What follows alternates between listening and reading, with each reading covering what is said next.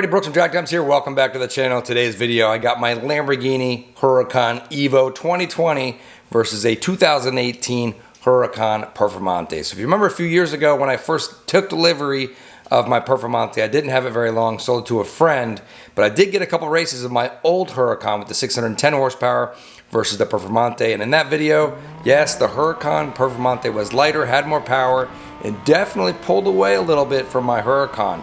Fast forward to 2021, now I got the Huracan EVO. It was a big decision for me when I sold my Huracan if I was going to get the Performante or the EVO.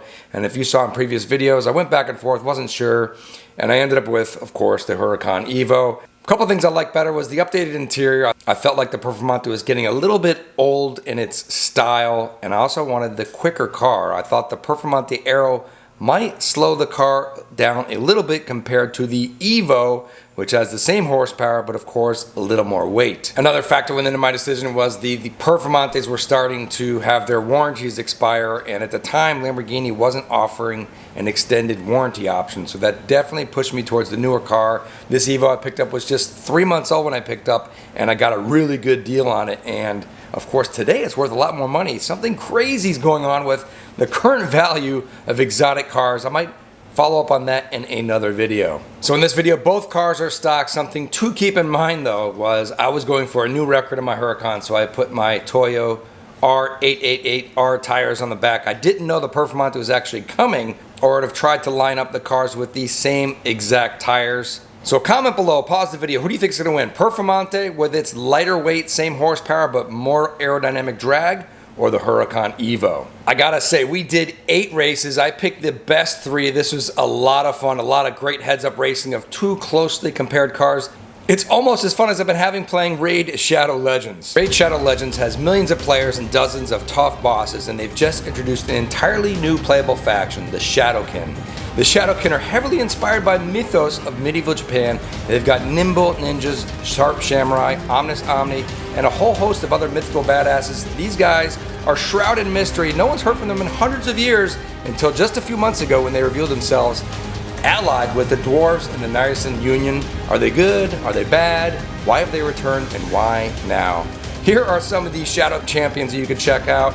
Jintaro here is pretty badass, but my favorite is this Ginseng guy with his Whirlwind of Death offensive strike. Now inside the game, one of my favorite places is the tavern. Now over in the tavern here, you can select your character and get all kinds of upgrades and skills by using the coins and upgrading their ranks and skills. Raid just released an insane amount of new content and things to do. There are 11 amazing new champions and also released almost 200 brand new missions to complete, with an exclusive legendary champion as your reward if you manage to finish them all. And if that's not enough, they've also added 5 tough new levels to the game. That's an incredible amount to add in just 1 month. And once here, you can find me under the name Drag Times, and if you're fast enough, you can join my clan. Just click on the link in the description, and I'll see you in the game.